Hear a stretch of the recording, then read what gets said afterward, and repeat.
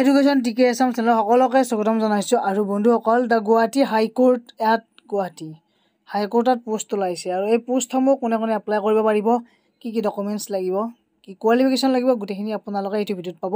সকলোৱে শ্বেয়াৰ কৰি দিব।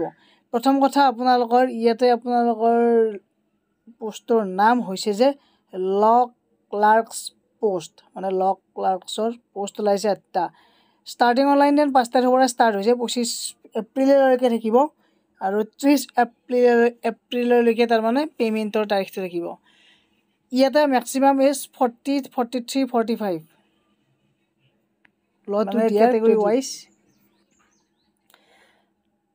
ইয়াৰে এলিজিবিলিটি ক্ৰাইটেৰিয়া, প্ৰথম কথা আপোনালোকৰ যিকোনো গভৰ্ণমেণ্ট ইউনিভাৰ্চিটি হ'লেই হ'ল, ল' গ্ৰেজুৱেট হ'ব লাগিব। তাৰপিছত কাৰোবাৰ যদি এক্সপিৰিয়েঞ্চ আছে তেওঁলোকক প্ৰিফাৰেঞ্চ দিব, কিন্তু এক্সপিৰিয়েঞ্চ নাথাকিলেও এপ্লাই কৰিব পাৰিব যদি গ্ৰেজুৱেট হয়, মানে ল' কৰা হ'ব লাগিব, ল' গ্ৰেজুৱেট। আৰু চিলেকশ্যন প্ৰচেছটো ষ্টেজ 1, ষ্টেজ 2 ইয়াত 2টা আছে। প্ৰথম কথা 120 নম্বৰত আহিব। ফাৰ্ষ্ট ষ্টেজত 120 নম্বৰত কি কি থাকিব ইয়াতে আছেই।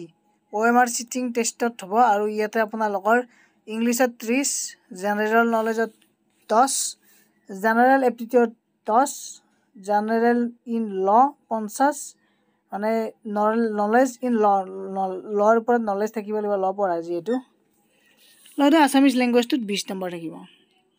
তাৰপিছত ভাইভা বা মক টেষ্ট, ভাইভা হ'ব, ইণ্টাৰভিউ হ'ব 30 মাৰ্কছৰ। 1 to 3 এটা পোষ্টৰ এগেইনষ্টত 3জনকৈ ৰাখে যিহেতু ৰাখিব। গতিকে এনেকুৱা চিলেকশ্যন কৰিব। আৰু এপ্লাই কেনেকুৱা কৰিব লাগে মোৰ মানে ডেছক্ৰিপশ্যন লিংকটো দিয়াই আছে, তাত গৈ কিনে এপ্লাই কৰিব। আৰু কিবা যদি কনফিউজন থাকে মোক কমেণ্ট কৰি সুধিব। আজিলৈ ইমানেই ভিডিঅ'